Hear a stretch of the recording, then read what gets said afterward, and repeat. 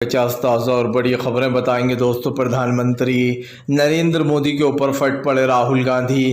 कहा फिलहाल देश को बचाने के लिए विपक्ष एकजुट है, देश के लोकतंत्र को।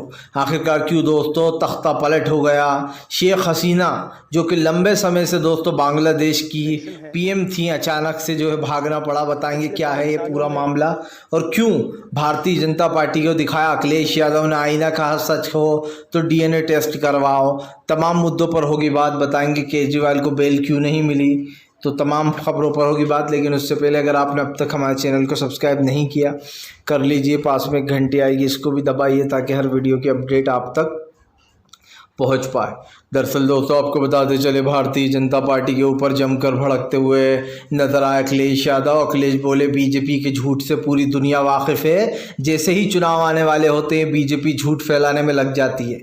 दरअसल दोस्तों आपको बताते चले, अयोध्या रेप मामले में खास कर अखिलेश ने अपनी प्रतिक्रिया दी है। अखिलेश ने कहा कि ये लोग सिर्फ चुनाव जीतने के लिए कर रहे हैं क्योंकि वो सपा नेता हैं, इसलिए उन्हें फंसाया जा रहा है। आपको बताते चले अखिलेश ने कहा कि अगर वो सच में उन्होंने ये किया है तो सपा खुद उनको सज़ा दिलवाएगी और हम कानून का साथ हैं। लेकिन उससे पहले डीएनए टेस्ट कराया जाए, क्योंकि पूरी दुनिया जानती है भारतीय जनता पार्टी उपचुनाव आने वाले 10 सीटों पर और उसके लिए माहौल बनाया जा रहा है। यही नहीं दोस्तों, बीजेपी के ऊपर बरसते हुए अखिलेश ने जमकर बीजेपी को घेरा।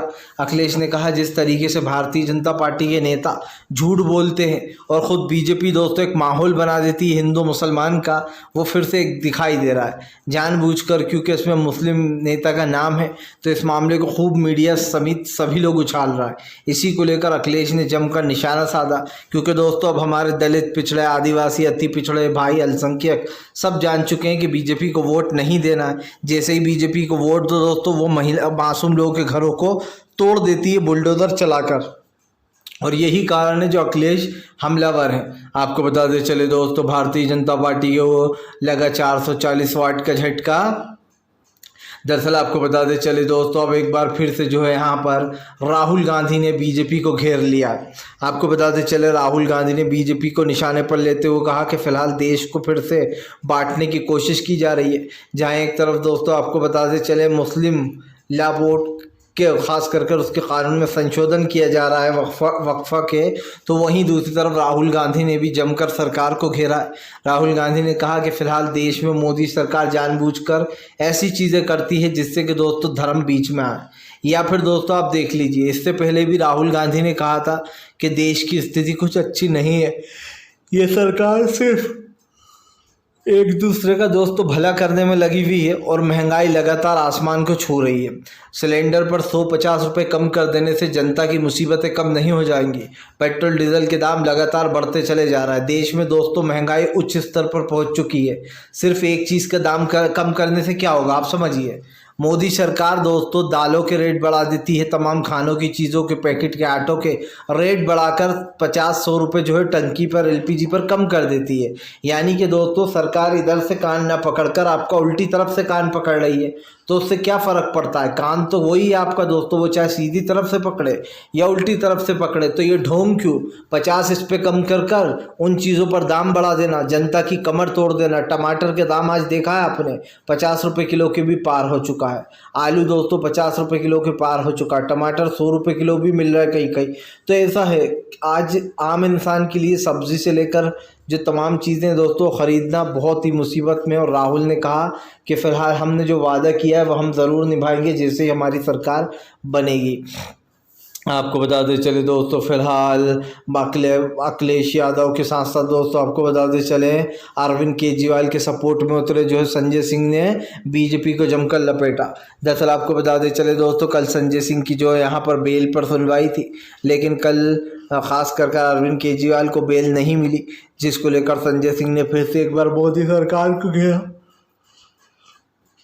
संजय सिंह ने कहा कि ये सरकार जानबूझकर ये सब कुछ कर रही है और इस सरकार ने ही ये सारी चीज़ें की हैं। संजय सिंह ने मोदी सरकार को लपेटे में लेते हुए कहा है कि फ़िलहाल अरविंद केजरीवाल सच का साथ देते हैं और वो हमेशा सच के साथ हैं। उन्होंने दिल्ली के लिए बहुत कुछ किया है, इसलिए बीजेपी उनको पसंद नहीं करती। संजय सिंह ने कहा कि दिल्ली के लोगों ने बीजेपी को पूरी 7 सीटें जिताई, लेकिन दिल्ली वालों के लिए बीजेपी ने कुछ भी नहीं किया।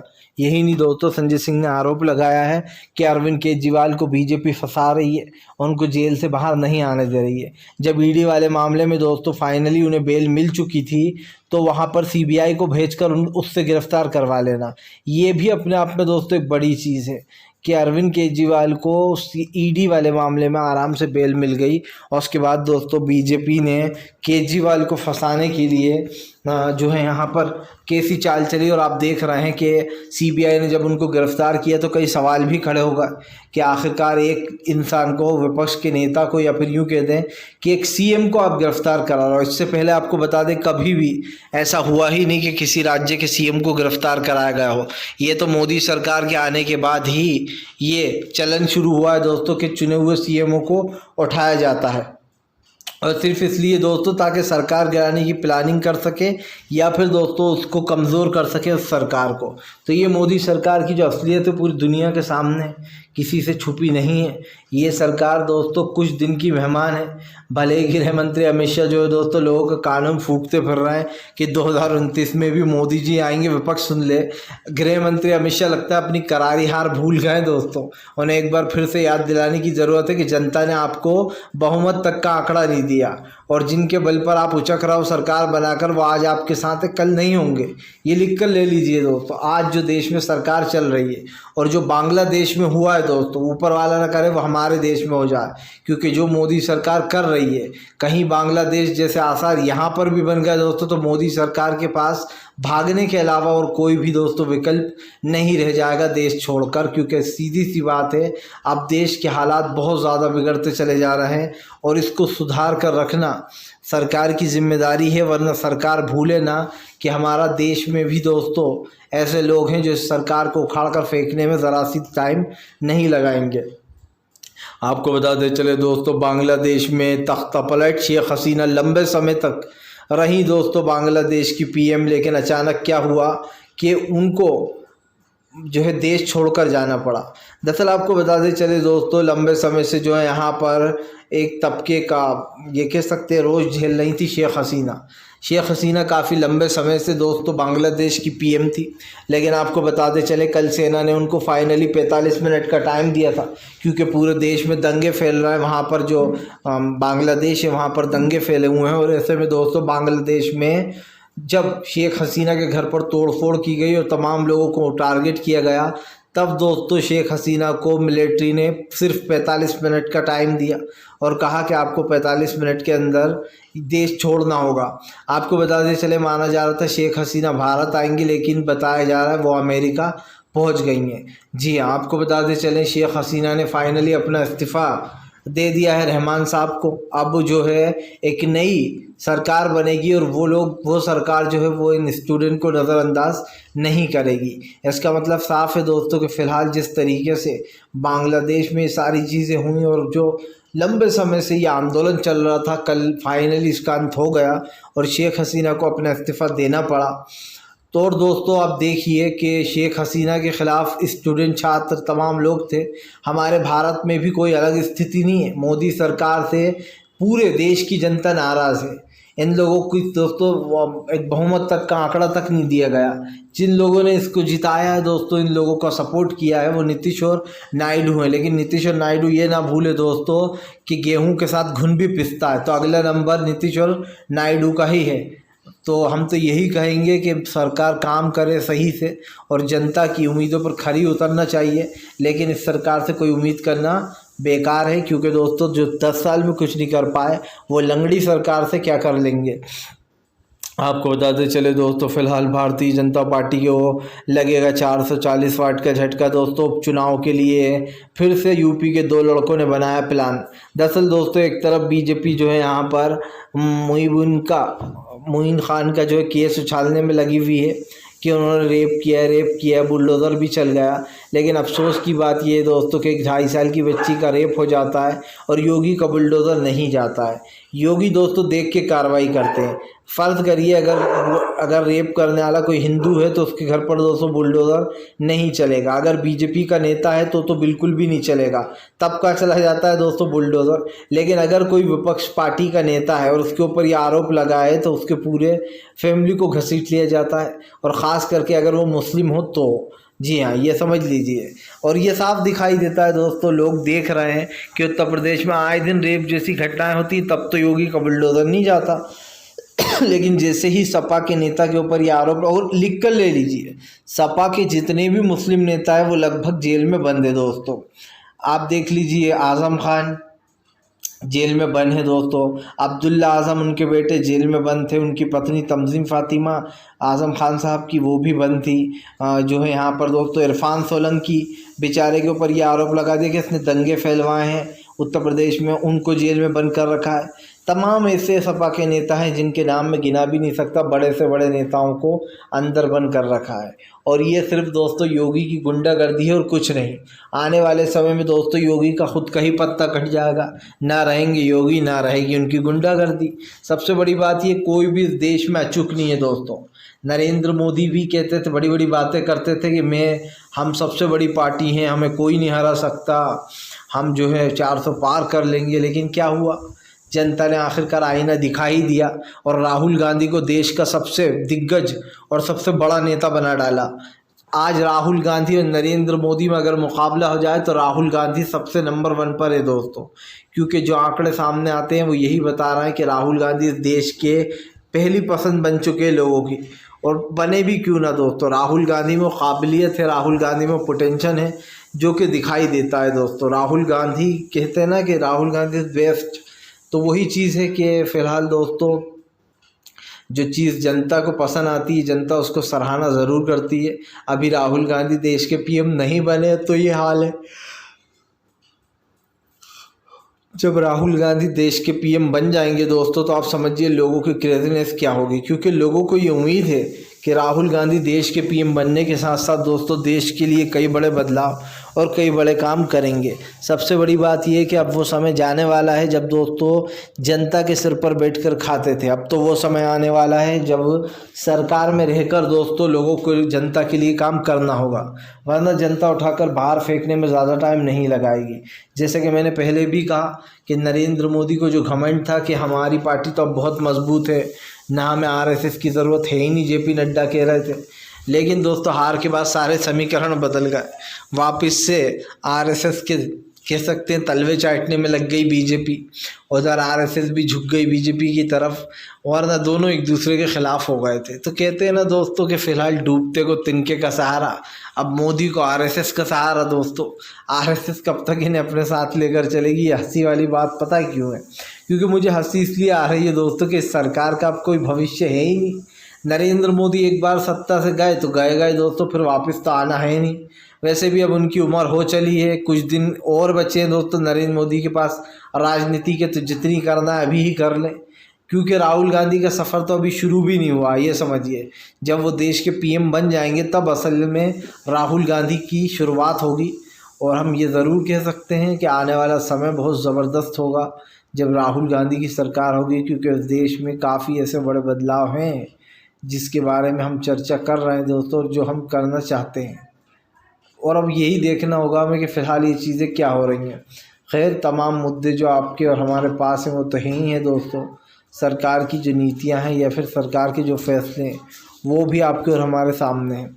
कौन सरकार कैसा काम किया है ये सब जानते हैं। मनमोहन सिंह साहब ने 10 साल में ऐसा काम किया था जिसकी वजह से आज भी अर्थव्यवस्था दोस्तों हमारी स्ट्रॉन्ग है। लेकिन नरेंद्र मोदी ने पिछले 10 सालों में देश की अर्थव्यवस्था को चौपट कर दिया है।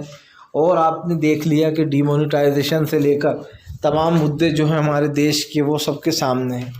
तो कम से कम ऐसे मुद्दे दोस्तों जिसमें सरकार घिरी हुई है वो सबके सामने हैं ही। और आने वाला समय जो है वो सरकार के लिए ख़ास करके ख़तरनाक होगा, क्योंकि दोस्तों ये सरकार पूरी तरीके से फेल हो चुकी है। फिलहाल चलिए बढ़ते हैं एक और अगली बिग ब्रेकिंग की तरफ। बताया दोस्तों, वक्फा बिल के ऊपर मचा है घमासान। असदुद्दीन ओवैसी बोले मुसलमानों की हर चीज़ में बीजेपी को नाक घुसाना है। मुसलमान के क़ानून में मुस्लिम नमाज क्यों पढ़ते हैं, सड़क पर नमाज क्यों पढ़ते हैं। दरअसल दोस्तों आपको बताते चले, सिर्फ असदुद्दीन ओवैसी नहीं, मौलाना अरशद मदनी ने भी इस पर सवाल उठाया है। उन्होंने कहा कि सिर्फ मुसलमानों के लिए बिल लाए जाते हैं और एक भी बिल मोदी सरकार हिंदू भाइयों के लिए ऐसा नहीं लाई जिसमें उनका फ़ायदा हो। सिर्फ हिंदू और मुसलमान को लड़ाने के लिए या फिर दोस्तों उनके बीच में खाई पैदा करने के लिए बीजेपी ऐसी चीज़ें करती है। सबसे पहले दोस्तों धर्मांतर कानून के ऊपर कई मुस्लिमों की गिरफ्तारियां की गई। और उसके बाद दोस्तों ये कहा गया कि भैया सड़क पर नमाज नहीं पढ़ने देंगे। बहुत सारे गुंडे बार बार आ जाते थे और जय श्री राम के नारे लगाते थे और वहाँ से नमाजियों को हटाते थे कि हम यहाँ नहीं पढ़ने देंगे बाहर। जबकि दोस्तों देश में आप समझिए कावड़िए सड़कों पर निकलते हैं तो उनके लिए पूरा रोड जाम कर दिया जाता है, लेकिन मुस्लिम से थोड़ी देर नमाज़ पढ़ें उसमें बीजेपी के पेट में दर्द होने लगता है। यही नहीं दोस्तों, 3 तलाक लेकर आ गई बीजेपी ये बताने के लिए कि देखो हम तो महिलाओं की सुरक्षा के लिए किया है। बात सिर्फ महिलाओं की सुरक्षा नहीं है दोस्तों, बीजेपी जानबूझकर मुस्लिमों के कानून में नाक अड़ाती है ताकि दोस्तों हिंदू मुसलमान हो। और दोस्तों इससे पहले आपने देखा कि बच्चा नियंत्रण पर बात करते हैं, कभी कहते हैं कि ये तो धर्मांतर है, ये लव जिहाद है, तमाम तरीके के बिल लाते हैं और मुस्लिमों को टारगेट करते हैं। और यही हो रहा है दोस्तों। अब फिर से एक बार ये कहा जा रहा है कि वक्फ़ा में 20 बड़े बदलाव होने वाले हैं और वक्फ़ा की जो ज़मीनें हैं दोस्तों जो ना बेच सकते हैं ना ख़रीद सकते हैं, उनमें भी मोदी सरकार जो है वो अपना एक तरीके से उनको हड़पने की कोशिश करने वाली है। ये आरोप अरशद मौलाना मदनी ने लगाया है। तो ये आरोप कितना सच है कितना झूठ ये तो दोस्तों वक्त ही बताएगा। लेकिन एक चीज़ साफ़ हो चुकी है कि भारतीय जनता पार्टी का दोस्तों टाटा बाय बाय होने वाला है, क्योंकि अब इस सरकार का दोस्तों गेम लगभग ओवर समझिए। फ़िलहाल वीडियो अच्छा लगे तो दोस्तों इसको ज़रूर लाइक कीजिएगा। चलिए बढ़ते हैं एक और अगली बिग ब्रेकिंग की तरफ। बता दोस्तों अगली जो बड़ी खबर निकल कर आ रही है, दरअसल आपको बताते चले दोस्तों, महाराष्ट्र के चुनाव से पहले उद्धव ठाकरे का बड़ा दाव, जल्दी ही सीएम का नाम घोषित करेगा इंडिया गठबंधन। दरअसल आपको बताते चले दोस्तों, वैसे तो सबको पता है कि महाराष्ट्र में सीएम फेस उद्धव ठाकरे ही होंगे, लेकिन ऐसा भी हो सकता है कि उद्धव ठाकरे अपनी जगह आदित्य ठाकरे को सीएम पद दे दें, क्योंकि आपको बताते चले आदित्य ठाकरे का कैरियर भी लगभग अब शुरू हो चुका है। ऐसे में इंडिया गठबंधन ये घोषणा करेगा कि कौन होगा महाराष्ट्र का सीएम। हालांकि हम आपको बताते चले कि महाराष्ट्र की लोकसभा में सबसे बड़ी पार्टी बनकर उभरी कांग्रेस, और कांग्रेस को सबसे ज़्यादा सीटें मिली महाराष्ट्र में। अब एक बार फिर से दिखाई दे रहा है दोस्तों कि महाराष्ट्र में एक माहौल बन रहा है। ख़ास करके इसके 2 रीज़न मैं आपको बता दूं दोस्तों। सबसे बड़ी बात कि यहाँ पर महाराष्ट्र में जब ये रीज़न बन ही रहा है दोस्तों, तो इसके जो 2 सबसे बड़े स्ट्रॉन्ग रीज़न है वो तो ये कि फ़िलहाल इस सरकार को अब लगभग टाटा बाय बाय है। और दूसरा रीज़न ये है दोस्तों कि फ़िलहाल इस सरकार ने कुछ काम किया हो या ना किया हो, लेकिन जनता ने अपना काम कर दिया है इस सरकार को वोट ना देकर। और हम तो जनता के दोस्तों बहुत बड़े आभारी हैं ही, क्योंकि हमने तो पहले भी कहा है दोस्तों कि फ़िलहाल इस देश में सबको फ्रीडम मिलना चाहिए, चाहे वो पत्रकार हो या आम इंसान हो दोस्तों या कोई और हो। क्योंकि ये सरकार दोस्तों पत्रकारों से लेकर तमाम लोगों तक पर अत्याचार करती है और ये किसी से छुपा नहीं है। मैं तो यही कहता हूँ बार बार कि फाइनली अब इस मुद्दे पर दोस्तों जनता जो है वो बात करने लगी है और जनता को भी ये समझ में आ गया है कि ये सरकार किसी काम की नहीं है। एक निकम्मी सरकार से दोस्तों कोई उम्मीद रखना अपने आप में ही बेवकूफ़ी। आपको बताते चले दोस्तों, फ़िलहाल नरेंद्र मोदी को दोस्तों लगेगा 440 वाट का झटका। दरअसल आपको बताते चले दोस्तों, सरकार बनते से ही राहुल गांधी करेंगे देश में बड़े बदलाव। दरअसल आपको बताते चले दोस्तों, बीजेपी की सरकार कभी भी गिर सकती है। ख़ास करके बिहार चुनाव, अगर बीजेपी हार जाता है दोस्तों, नीतीश कुमार हार जाते हैं बिहार चुनाव, तो ये समझ लीजिएगा कि तख्ता पलट हो जाएगा। क्योंकि आपको बताते चले बिहार हारने के बाद ये सब जानते हैं कि नीतीश बीजेपी के साथ नहीं रहने वाले। और हमें ये चीज़ पता चल गई है दोस्तों कि फ़िलहाल यहाँ पर काफ़ी कुछ हो रहा है, लेकिन ठीक है अब ऐसे फैसले जब लिए जाएंगे तो वो तो दोस्तों दिखाई देगा ही असर। फ़िलहाल आपको हमें ज़रूर बता देना दोस्तों आपको हमारी न्यूज़ कैसी लगती है। अगर अच्छी लगती है तो कृपया हमारे चैनल को सब्सक्राइब ज़रूर कर लें। और दोस्तों इसी तरीके की ख़बरों की न्यूज़ के लिए जो है यहाँ पर हमसे जुड़े रहें। जो कि हम आप तक सच्ची न्यूज़ पहुंचाने का काम करते हैं, जो आप तक सिर्फ सच पहुंचाता है। तो फिलहाल ज़्यादा से ज़्यादा दोस्तों वो करिएगा मेहनत।